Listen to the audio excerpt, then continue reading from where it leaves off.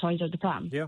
Yep. Naomi, I don't disagree at all. Thank you for getting in touch tonight. Great to have you on the show. Winston is in Bromley. Hi, Winston. Hi, Ben. Thoughts? Yes. So I think Britain is being used as a plaything in American political sort of dialectics and sort of political gamesmanship. Okay. I think MAGA, it needs to have some sort of alternative to itself and almost say, look, if you don't crack down on, I don't know, free speech at Harvard, etc., then you could become, Britain, etc. So I think that the UK Labour Party actually, at the moment, it's almost like the international opposition to MAGA, as far as I can see, looking at X and everything. The Labour Party is?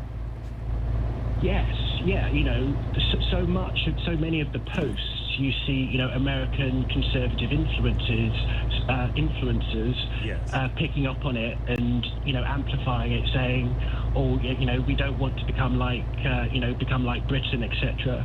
But that's, I think, the irony, isn't it? Was that there is an attack on there is a concerted attack on freedom of speech on one side of the Atlantic. It isn't on our side of it right now. Well, yes. I mean, on the other. What they're saying is that the left, for example, won't allow conservative voices in US, universities, etc., and that if they don't take the actions that they're taking, then America will become like Britain. But why is Farage playing? Which is a myth and a falsehood, if you ask me. So why is Farage playing into that narrative? Why is he endorsing this idea that you don't want to become like Britain? His popularity, I think he's ridden the wave, really, of sort of this American, Trump, since Trump has come into office. And what's going on in America at the moment is very, very dangerous because, American conservatism is in a state of civil war in terms of, the philosophy that will take over from Trump. On the one hand, you've got sort of classical liberalism, conservative classical liberalism, sort of led by, say, James Lindsay. On the other, you've got this sort of ethno-nationalism, really, which is more Tucker Carlson. Yep. I think, Farage, what is really, what I think the real sort of, where Farage has gone wrong here is that British conservatism is a unique thing, and it's defined by the nation state. So for him to go on the international stage and almost surrender to, an American narrative of conservatism is bizarre. It's not in our traditions. Do you think it, just briefly, Winston, do you think it will go down well with people in this country? I actually think it will, because, they're being played along with it. Maybe. We'll see, won't we? They're still top of the polls. He's obviously doing something right. Thank you very much indeed, Winston. We're going to move on to the other side of the news at 12 o'clock. I want to talk to you about another row that relates to reform, this time with the Church of England. A series of prominent bishops have come out in the last few days and warned about reform's rhetoric and its policies in relation to immigration and asylum seekers. They're effectively saying it's unchristian and we need to be more tolerant. The response from reform is, butt out, stop interfering. Have they got a point? On your radio, on the LBC app, and Play LBC. Leading Britain's conversation. This is LBC. From Global's newsroom at midnight, at least 15 people have died after Lisbon's famous Gloria funicular railway derailed and crashed. Emergency services in the Portuguese capital say 18 others have been injured. Katia Bruno is a journalist in Lisbon and told LBC News it is popular with tourists. I'm afraid It goes on a hill, and so it's much easier to get to the top through it, and it's also a good experience to go on it. So a lot of people take it, tourists, locals, and that means that it was probably packed when the accident happened. The Conservatives have accused the Prime Minister of lacking the backbone to fire Angela Rayner over her tax arrangements. She's admitted she underpaid stamp duty on a flat she bought in Brighton and Hove. The Deputy Prime Minister referred herself to the standards watchdog and says she was given bad tax advice. Conservative leader Kemi Badenoch says it can't be one rule for her and one for everyone else. Keir Starmer himself has said the tax evasion should be treated as a criminal offence. He needs to apply the same standards to his own front bench. Otherwise, it is hypocrisy. A US congressman has branded Nigel Farage a Putin-loving free speech imposter as he appeared to give evidence to politicians in Washington. They've heard the Reform UK leader's testimony on the Online Safety Act and how he believes it's impacting freedom of speech. But Congressman Jamie Raskin had this to say to Mr Farage on the issue of free speech. Why did you tell the local government not to do interviews with your local newspaper? I am the most open person to any journalist. Undoubtedly, you're the handsomest man in the world. But I'm asking you a different question, okay? My question for you is, and it's legit, why do you ban journalists that you disagree with from your political events, like from your convention? I don't. Okay, and you say you've never done that? I can't think, if I go back the last 25 years, I can't think of banning anybody. But I mean, maybe somebody else did. But look, I see. It was somebody else who did it. A man's been found guilty of raping 2 women he met through dating apps before staging his own death. 57-year-old James Clacker from North Lanarkshire was found living in Spain under a fake identity. And John Lewis is bringing back Topshop brand to the high street across the UK. Their clothes will be sold in stores from February next year as part of efforts to attract young people. LBC weather cloudy with heavy showers today, especially across the south. Drier later in the day, a high of 21 degrees. From Global's newsroom for LBC, I'm Daryl Jackson. This is LBC from Global, leading Britain's conversation with Ben Kentish.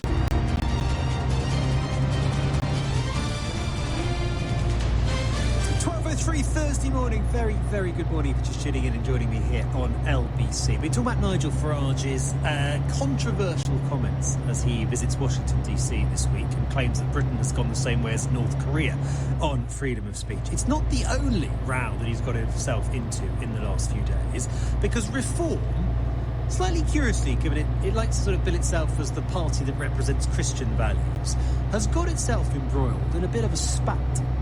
And it's got itself embroiled in a bit of a spat with prominent members of the Church of England. At the weekend, the Archbishop of York, Most Reverend Stephen Cottrell, came out and claimed that Reform's policy on asylum seekers, its approach to immigration, was, to use his word, isolationist, short-term and knee-jerk. And Stephen Cottrell called on people of this country to actively resist this send them home message, which is quite an intervention, isn't it? You've got one of the most prominent members of the Church of England in this country coming out and calling on people of this country to actively resist the flagship policy of the party that is currently on course to be the next government. And Stephen Cottrell is not alone. Another one of his colleagues, the Archbishop of Bristol, has also put his head above the parapet. This is another Stephen, this is Stephen Croft, to have a pop at Reform. In an open letter to Nigel Farage, Stephen Croft wrote that he didn't see any compassion from Reform for refugees and said this. He said, the British people, as I understand them, want public policies founded on the deeply British and Christian values of compassion and care for those in need. And he has doubled down today, insisting that religious leaders in this country need to be courageous, as he put it, in speaking out politically, and saying church leaders are not going to cease denouncing anti-immigration, anti-migrant policies that he believes lack compassion and inflame community tensions. He says, I think we have a responsibility to speak out and particularly try to offer a global perspective and offer a perspective on behalf of the poor, both in the United Kingdom globally, and we're not going to cease from doing that anytime soon.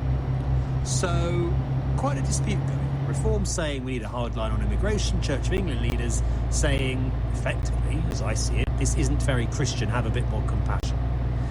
Is it the role of prominent members of the clergy, of religious leaders, to be wading into political conversations in this way?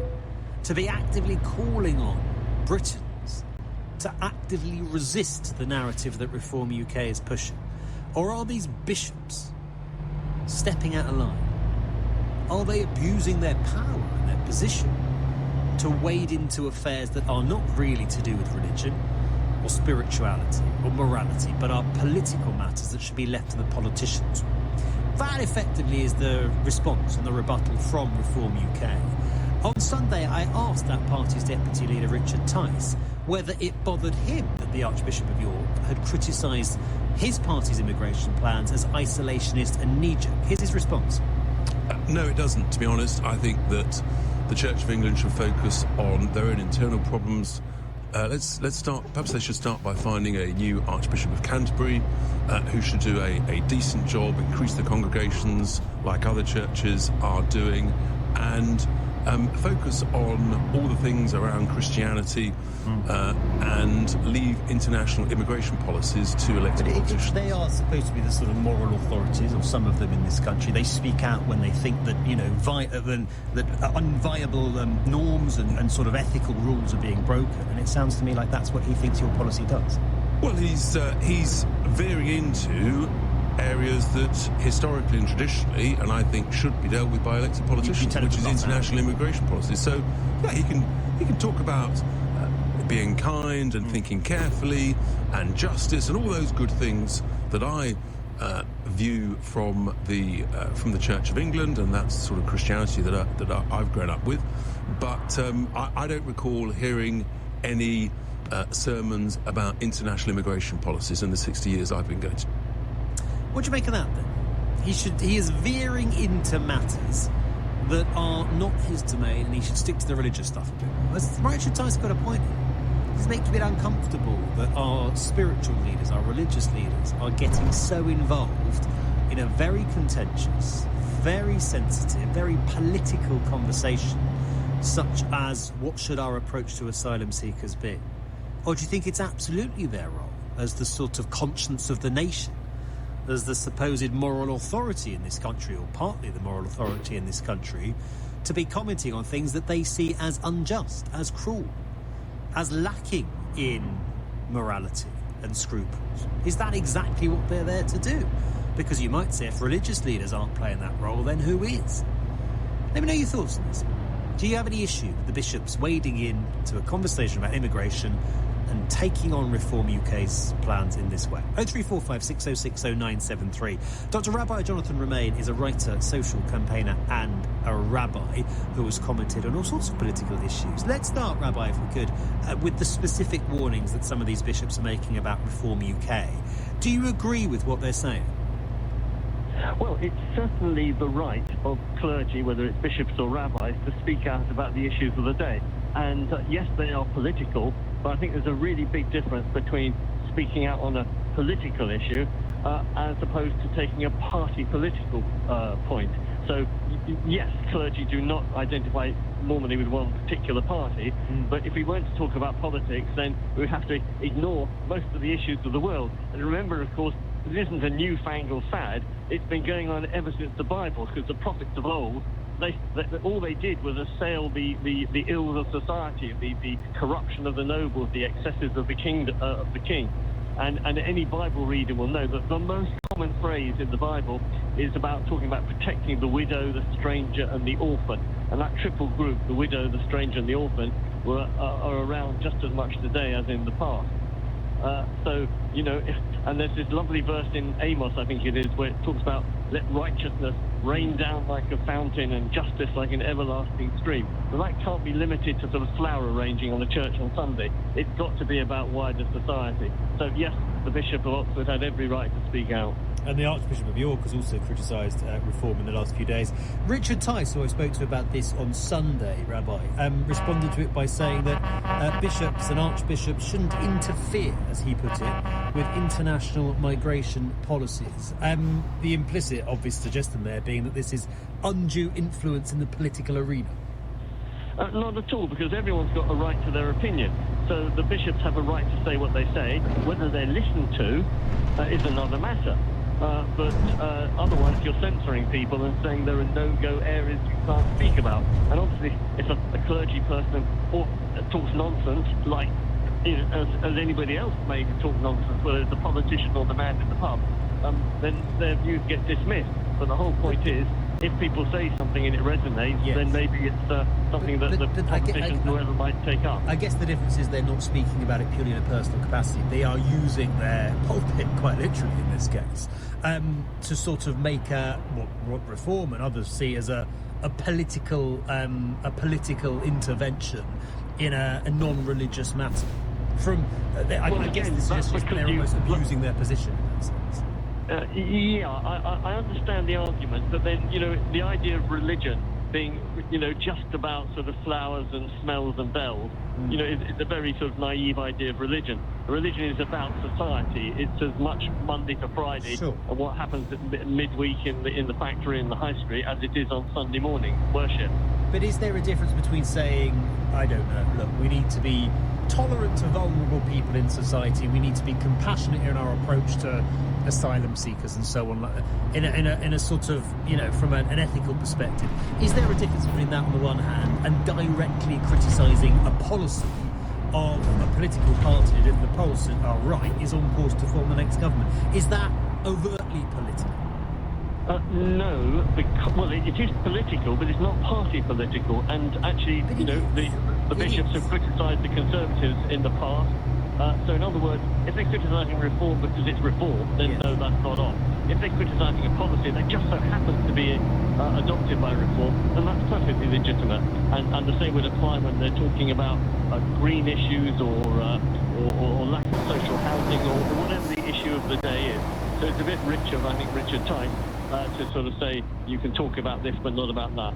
How do you deal with this as a rabbi? Because I've read some criticism of the chief rabbi in particular. In fact, I've levelled some criticism of the chief rabbi for what I think are making very, very political statements on the situation in the Middle East that do go beyond sort of ethical or spiritual leadership. How do you tread that line on an issue as sensitive as that, or in this case as sensitive as the migration policy? Well, you're right to say it's difficult because, yes, of course, and on this particular issue of immigration, we have to treat immigrants as human beings, obviously, but it's also important, and I think every bishop, certainly every clergy person in their local parish, would know that there's a massive problem with, the current population not necessarily having proper housing, not necessarily having access to medical care, not being able to get a dentist appointment because they're all gone private. So, there are issues alongside that of, we have to love the stranger, yes, but we also have to love our neighbour who's been here for 30 years or more. So it's a balance, and I'm pretty sure that most bishops would talk about domestic issues just as much as about immigrants as well. And there's a risk, is there not, for religious leaders here? Because people go to synagogues, they go to church, they go to mosque, wherever it might be. They go for sort of moral and spiritual guidance and leadership provided by people like yourself, Rabbi. And by expressing opinions on things like the Middle East, or in this case immigration, you risk becoming a divisive character, do you not? You risk alienating some of your congregants.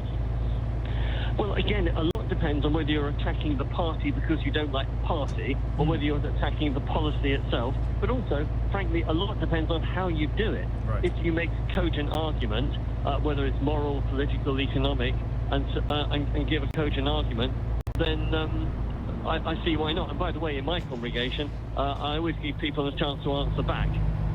Yes, I'm sure they take up that opportunity. I guess what I'm getting at is if you are an Anglican in Oxford, and you are very, very anti-immigration, and you want a very hardline approach to asylum seeker policy and so on, and you hear your bishop, in this case, saying something very, very different, then you sort of feel alienated by them and by proxy by the church that they represent. It depends, to be honest, because if you have a respect for that person and say, well, actually, I think the bishop is bonkers on this issue, but he's a good chap, he's speaking from the heart, he's not doing it from any sort of egotistical or Machiavellian reasons, then, well, I disagree with him on this issue, but he's okay. And I certainly found that in my ministry, I've often spoken out on issues that people did not agree with, but they thought, well, he buried my dad and he married my sister and he's a good bloke and he comes around when I'm sick, so we'll disagree on this issue, but I still respect him as a person. Do you think this country would be better off, and the tone of our kind of national debate would be better off, if there was more input and if people like yourself, religious leaders, were heeded more, perhaps in a way that they were 50 years ago? Well, it's more a matter of arguing well, whether it's politicians or rabbis or bishops, that you should put arguments, coherently, not in a populist way, not in a soundbite way, but explaining your position. Maybe admitting that there are counter-arguments, as I often would do, and say on the one hand, on the other hand, but ultimately coming down on one side. And I think if you can do it in a nuanced and balanced and polite way, and disagree agreeably, then it doesn't matter who's saying it, whether it's the Archbishop or the local rodent collector. Rabbi, thank you very much indeed. That's Dr. Rabbi Jonathan Romain, writer, social campaigner, and of course, clues in the name, Rabbi. Lots of your calls coming in. What do you think? Is it the job, is it the role of religious leaders like Rabbi Jonathan, like the Bishop of Oxford, like the Archbishop of York, to be commenting in such critical terms, such partisan terms, you might say, about one party and its policy on immigration? Or is that, in your view, an abuse of their position? Are they using their pulpit to wade into conversations and arguments that are not really about religion at all? 0345 6060 973. Maybe you're very glad that somebody is providing some sort of moral clarity on this issue, some sort of moral authority, given the way that our conversation about asylum seekers has gone. Either way, get in touch, let me know your thoughts. Is it the role of religious leaders to be wading into political conversations in this way? Come to your calls in just a couple of minutes. I'm Ben Kentish here on LBC. It's 12:17. LBC. OK, train from London to peaceful Peterborough. Yeah, Ning Park's this way, huh? Gorgeous. Wow. Never thought I'd be this into bird watching. Did you see it? Lovely plumage. Train home. Brilliant day. Oh, gotta rent bikes next time to see the big lake. And more birds, obviously. Download the Thameslink Railway app and save with advanced tickets. Thameslink Railway, where every stop is a story. Terms apply. See our website for full details. The holiday park industry is in the spotlight after thousands of holiday park homeowners lost what they... You've heard it in the news. Holiday park homeowners being hit with sudden site fee increases, fake resale promises, and dramatic losses in the value of their holiday homes.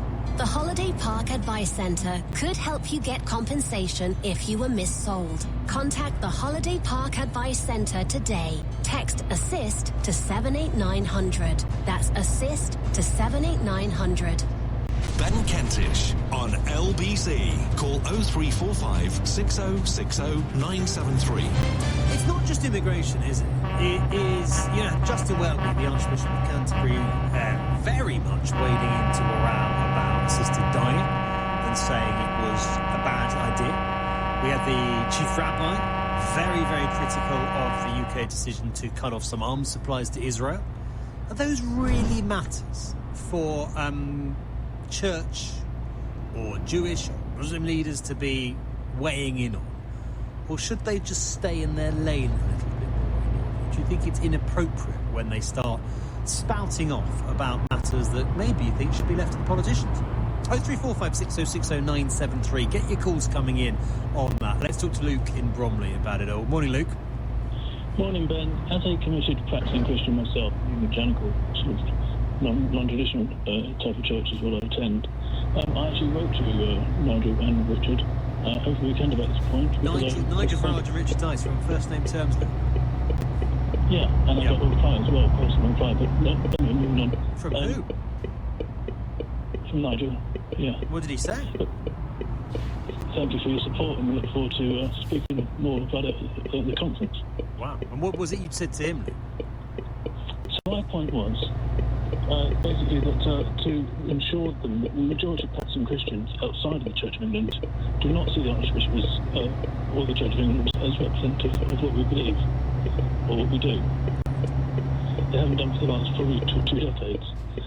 As they move further away from the teaching of the Bible. So for that reason, nor do we agree with the Archbishop on the comments on immigration. That's my main point.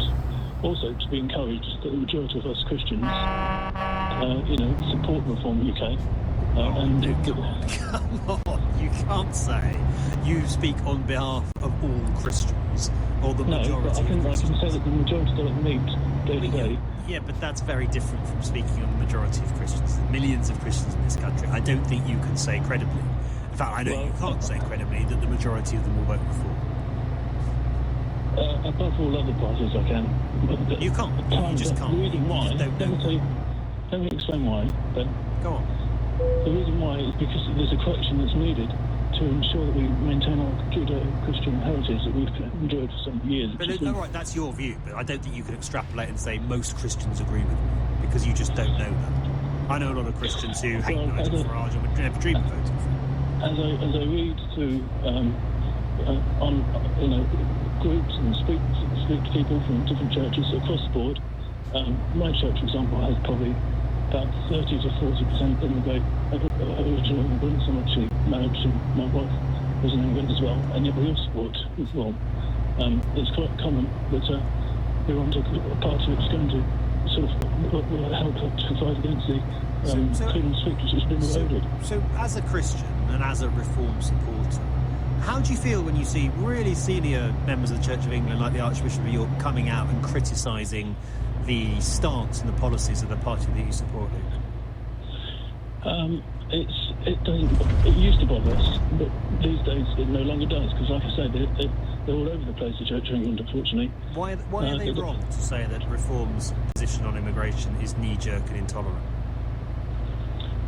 They are entitled to their opinion, but to just criticise that, we're talking about illegal immigration. We're talking about asylum seekers. Do you think Jesus would have said, send them all home, deport them all? He agreed with the law. He said, run on to Caesar what is Caesar's, and that means keeping them in the law. That means not doing things illegally. So Jesus confronted with a family of people that had fled here from, I don't know, Syria, say, would have said, they're not welcome, send them home. God is a God of order, and he believes in countries and raises leaders up and pushes them down. And so it's hard to say. I don't want to be disrespectful in it, but that is the sort of Christianity you believe in.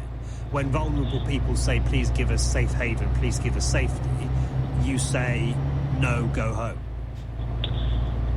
Look, this is nothing against the Muslim, the Hindu or something. We actually love everybody as people. But as religions, when other religions come to the UK and try and speak way above their, the percentage that they represent, and get everyone to have to start, giving into that way, that's not agreeable. How do you square the parable of the Good Samaritan with what you're telling me about our approach to asylum seekers? Yeah, in terms of being kind to them, feeding them, and so forth, but there has to be a way of maintaining a Christian heritage, and the rabbi who spoke earlier. But isn't the Christian heritage based on values like decency, compassion and tolerance? That's what, when people say Christian values, and I don't think they are uniquely Christian values. Yes, it is.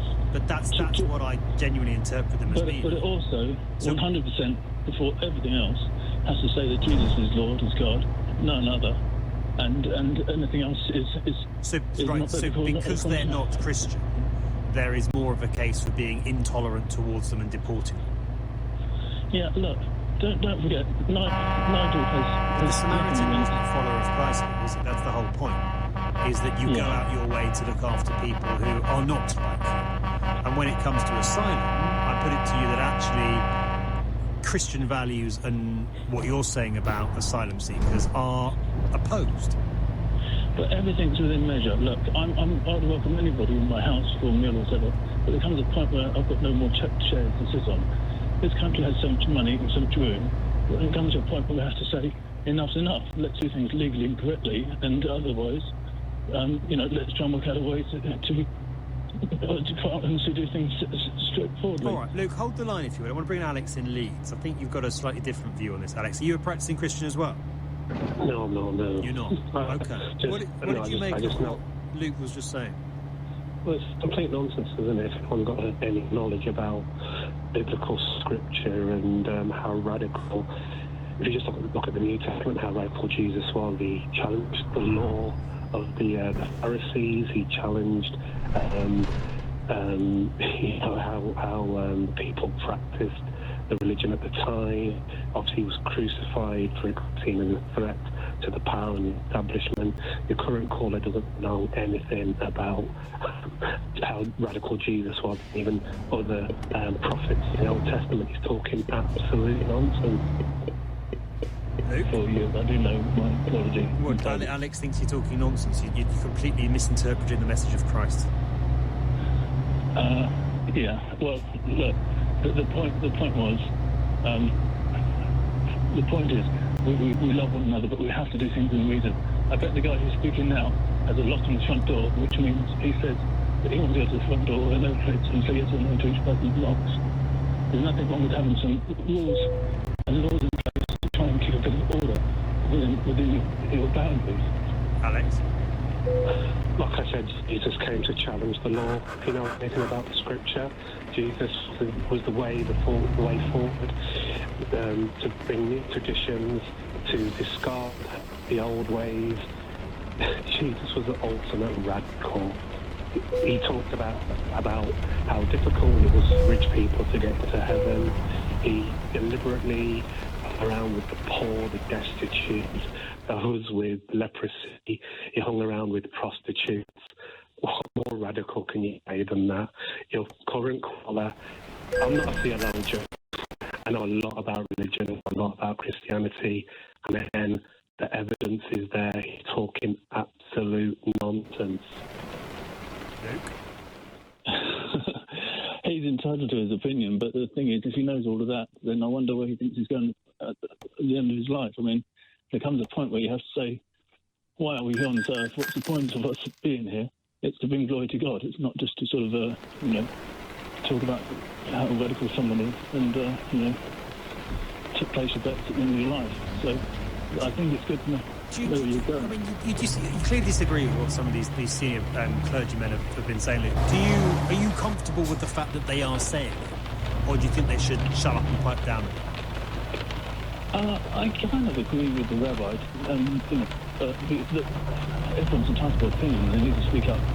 We certainly celebrate freedom of speech. So it's not sort of abusing their position to be commenting on such political conversations. My main point, I guess, was to say that he doesn't speak on behalf of Christians. He speaks on behalf of the Church of England, I suppose. Well, I think he speaks on behalf of himself. But the question is it appropriate for faith leaders to be doing that in the way that they are? If he's speaking on behalf of the Bible and showing the Bible says, that's great. And then you're in a situation where you've got the Archbishop of York, no less, telling you what the Bible says, and you're sitting here saying the Archbishop of York has misinterpreted the Bible. Yeah, but they also speak a lot about the environment and other things. What's the point of having it? If you have someone as senior and learned as the Archbishop of York, who knows a lot about Scripture than you and I do, saying this is what the Bible would say, this is what Jesus would have said about immigration, and you as a Christian saying, I don't think he would. What's the point of having these leaders? I agree. What's the point? I'm an Archbishop. It's not a position that we would support these publicly. Let's keep church a bit smaller, more effective. And do away with them, some of them completely. All right, Luke, great review call. Thank you very much indeed. Alex, that same question to you. I mean, is it the role of church leaders, any faith leaders, there's such a sort of frenzied conversation about immigration at the moment. Are they just at risk of fueling the division with what they're saying? Let me just put this right, and now you were called journalist in the past. I think you studied politics at university, am I right? I did study politics at university, Alex, that is correct. Okay. So that's right common. Do you know the history of the Labour Party? You know the history of Christian centralist, the Fabian movement, the Quakers, the Methodists, how, goes back to the late 19th century, many figures inspired by the Bible saw the injustices in Victorian England and so on, and challenged the powers that led to a lot of the legislation, a lot of the benefits. You can't divorce religion from politics. They are two sides of the same coin. But you know that. You personally know that. I know that. It was the case. It used to be the case. In an increasingly secular society, is it still? Or should religious leaders stick to their pulpits and stick to their sermons and leave the politics to the professional politician? But like I established in my argument with Luke and Romney, essentially go back to the days of Christianity Jesus, that was the political authority, not so much of Pontius Pilate and Caesar, but of the Pharisees and the established religion at the time. Your line's not the best, I'm afraid, but I think I've got most of what you said. Thank you very much. Interesting perspective. Different perspectives. Different perspectives. Which one do you agree more with? Is it the role of religious leaders to be commenting on politics? Or are you with Richard Tice, who told me on Sunday that they should stay in their lane a bit more? That they are veering into matters that are best left to the politicians? 03456060973. Give me a ring this morning if you've got views on that. Maybe you are a practicing Christian or a Jew or Muslim. How happy are you? How comfortable are you to hear your religious leaders commenting on deeply controversial, divisive issues in the way that some are doing in relation to migration? More of your thoughts to come on that in a couple of minutes' time. And the worst part is that the government is still in possession right now of the documents and information about that could help me remember and get over all of this maybe and help me heal. Jeffrey Epstein's accusers have gathered to urge the release of files relating to the notorious sex offender and his associates. 2 Republican signatures on a petition are needed for a vote on the release to be forced. Bring the details and the chance of that going ahead. After the news headlines, 12:31 the time, here's Darryl Jackson. Emergency services in Portugal say at least 15 people have died. A number of others have been injured after Lisbon's famous Gloria funicular crashed. The pair of tram-like vehicles which travel up and down a steep hill in the capital are popular with tourists. The Prime Minister's given his deputy